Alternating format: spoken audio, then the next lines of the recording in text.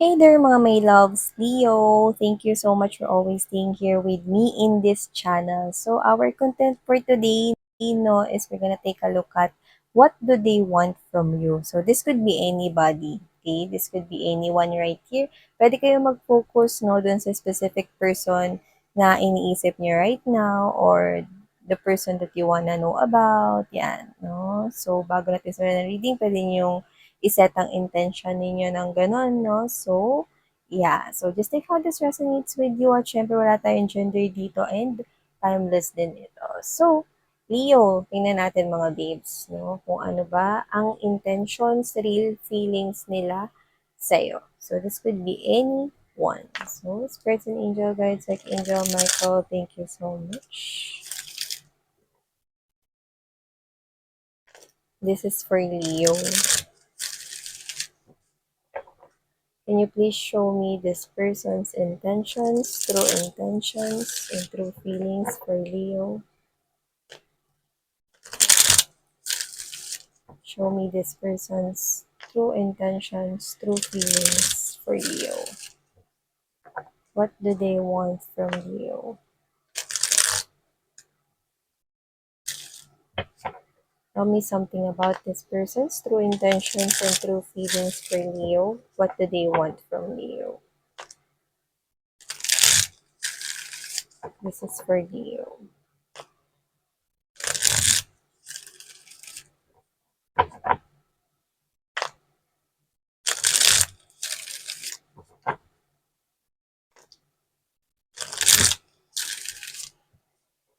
Alright, so let's see.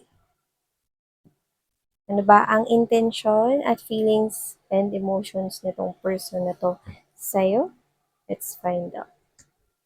Oh, so meron kayong same placement ni Scorpio. So you could be dealing with Scorpio but doesn't have to be. Okay? But I'm picking up that there is something here ng pag-block ng communication. I'm picking up that maybe you block this person right here, like you're literally not talking with this person right here. So yeah, this person, even though you are not talking with him or her, this person is eventually thinking about you. Yeah, even though this person is someone here na hindi nagsi-speak out sa'yo, hindi nag-reach out sa'yo, walang sinasabi pero laman ka ng kanyang isipan rito, no? At saka maliban sa'yo, marami siya ritong iniisip, no, na sanga-sanga rito ng mga problema na pwedeng naidulot, no, ng kanya ritong pagiging impulsive or baka meron siya ritong biglaang mga desisyong ginawa in the past, no, na nagkakaroon na rito ng blockage, no, para mabigyan ulit, no, ng oportunidad itong connection na to. So, iniisip niya pa lang yun, napapagod na siya. Kung ano-ano man mga blockage na yun, no, mga babes, no, siya rin yung may gawa nun, no. So, iba-iba yun, depende sa sitwasyon ninyo because this is a general reading right here, no. Pero, this person is actually thinking about you right now. Pero, pag naiisip niya na pag meron pa ritong mga iba pang mga problema, napapagod na agad siya.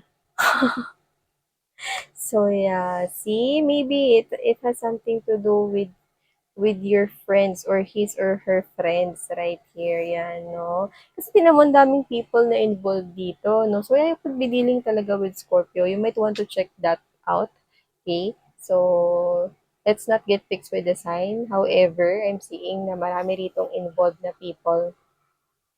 At ito, parang nung naghiwalay kayo nitong person na 'to 'no, naging happy pa sa kanya 'no, I'm thinking that these people here, dito sa lumalabas dito sa reading na 'to 'no, ito yung mga kaibigan niya, puwedeng family niya dito 'no, na naging happy nung naghiwalay kayo. And communication is really standing out right here. So, puwedeng meron siya ditong mga nasabi sa mga friends and family members niya, no? Like, literally ganito, 'di ba, nung naging kayo, meron na siyang mga kaibigan. Ikaw rin, meron ka na rin mga kaibigan, no? Naging blended lang yon nung kayo ay nagkaroon ng relationship. Ngayon, na naghiwalay na kayong dalawa, no? Nakikita niya pa rin tong mga friends niya, of course, no? At pwede nga nung nagkahiwalay kayo, no? Naging happy yung mga friends niya dito in-connected doon sa kinommunicate niya before. So, lumalabas dito na parang nabibigyan na ng linaw sa atin ito, mga babes, no? Leo, no? Na kung sino man ito, no? Pwedeng nasiraan niya kayo or nakapagsabi siya ng hindi maganda, na parang kunwari ganito, example lang to, but that's not exact situation for you guys. So, kunwari ganito, alam niyo, nakipaghiwalay na talaga ako kay ano eh, kay Leo, kasi mas maganda na rin to pre, kaysa naman pag kinasal kami, mahirap nang lumba sa isang sitwasyon kasi kasal na kami. Tsaka nakakapagod, ang daming mga ganito pa yan. Maraming dagdag bawas siyang kwento noon, no? To the point na napaniwala niya yung mga tao sa paligid niya, no? Na talagang tama yung desisyon niya na iwan ka. But I'm getting that kind of energy of being impulsive. So, ibig sabihin, this person right here is pwedeng hindi na nag-isip, no, na yun pala mga babes, no, na dagdag bawas na kwento niya ang magdudulod pala ng blockage dito sa inyong connection, no? Ang mga friends, ang families niya rito, no, na pwedeng nasiraan kanya sa mga ito, no, hindi niya kaya na ayusin ito kasi ang dami involved dito, no? Na in short, na pag inayos niya yan, kailangan niyang lunukin ang lahat ng ito at natatakot siya sa magiging husga nila sa kanya. Ayaw niya nung, pre, ikaw pala may kasalanan talaga eh. Uy sis, diba? Sabi mo siya yung may kasalanan pero hindi pala. Ayaw niya makarinig ng ganyan. Ang panghuhusga. See? Nag-backfire. So, yeah. Time has passed. Temperance is here. Ang dami nang nagbago. Yan. No, ikaw, ang dami mo ng spiritual lessons na natutunan rito. Leo, no? Yung iba sa inyo, nagsimula na talaga kayo ng panibagong buhay. Kumapit kayo ulit sa tiwala at faith, no? With your God right here. Wala tayong religion dito. Okay? Wala rin tayo ditong culture. Pero sa nakikita ko rito, this is you. Nagsimula ka ulit mabuhay. Yung iba baka may sarili na kayong pamilya right now, no? But this is your past person here thinking about you. Whatever you're doing right now with your own life, whether you are already in a very happy marriage, whether you are pregnant already with your first or second child, whatever it is, this person is thinking about you right now, wanting to reach out and wanting to hear from you. How are you, Leo? Gusto niyang malaman mula sa'yo kung kamusta ka na ba talaga. Pero natatakot siyang gumawa ng movement dito sapagkat natatakot siyang mahusgahan. So, see? Nakukulong siya rito, no, with the devil right here, nakukulong siya rito, no, sa isang sitwasyon na siya rin naman ang may gawa. See? One of this bottle is a poison. So it looks like, this situation suffocates him or her slowly. Parang it's like this person is being killed by himself slowly. See? Hindi siya makalabas sa sarili niya rito ang pantakip ng ulam. Diba?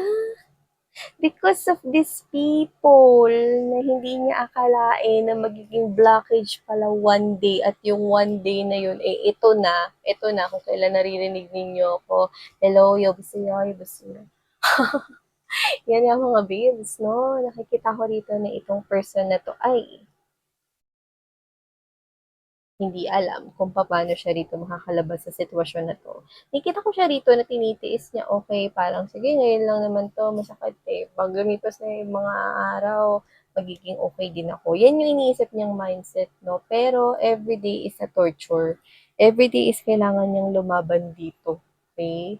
Sa sitwasyon niya with you. Kasi gusto niya rito malaman eh. This person feels like nauubos yung time kakahintay niya rito. Pero wala rin naman siyang magawa kasi ayaw rin naman niyang mapahinga. Ayaw niya rin naman maging syunga sa mga mata ng kanyang mga soul tribe family members at friends dito. Yan, o see? Gusto niya rito makaalis. Gusto niya rito makaalis. Gusto niya rito mga babes, na para di siyang nagdadasal dito na gumawa na lang ng himala, no? Ang universe rito, no, para magkaroon rito, no, ng communication kasi itong mga babes eh, oh. Gusto niya rito makapagpadala ng communication sa'yo rito, no, at tumatawag na siya rito ng help, no. Pero alam naman natin, no, na nasa Diyos ang awa, nasa tao ang gawa, at dahil hindi siya gumagawa ng gawa, kahit maawa pa sa kanya mga babes, o sa universe or sa God rito, walang mangyayari kasi hindi siya nakapag-cooperate. Diba? So this person is praying deep within his or her heart, calming the tides, no, the high tides na nararamdaman at nararanasan niya ngayon is the turbulence of that rumaragas ang emosyon and feelings pero hindi maisabi sa iba. Pagkaharap niya mga ito, okay lang ako, I'm wearing a mask. This person looks energetic pero pagpasok niya sa sarili niyang room, that's when the true emotions comes in. This person's longing and missing you. And this person is alam niya na siya rin na nag-aaksaya ng sariling oras niya rito. How really hard it is for someone here na umamin ka na lang, diba? Mali ako, pre. Sis, mali ako. Hindi niya yun kayang gawin.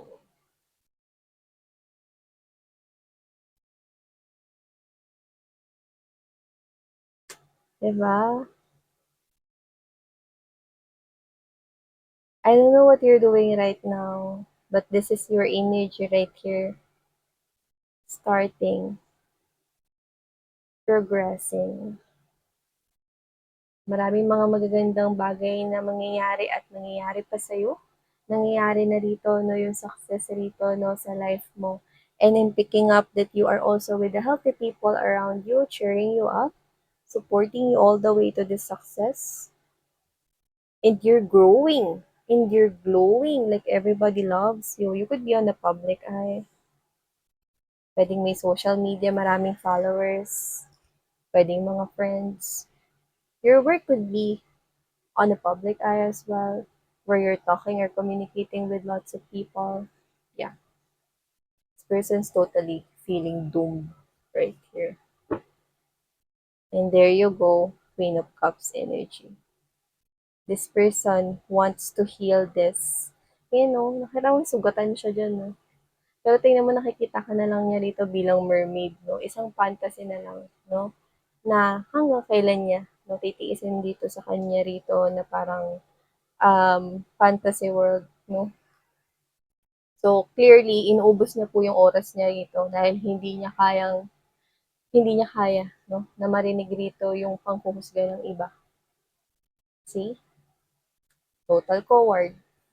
Duwag it is. D-U-W-A-G. Duwag. Okay? So, yeah, this person is killing his or herself, making kulong in this pantakip ng ulam. So, for how long? This person's torturing his or her own self right here. I don't know.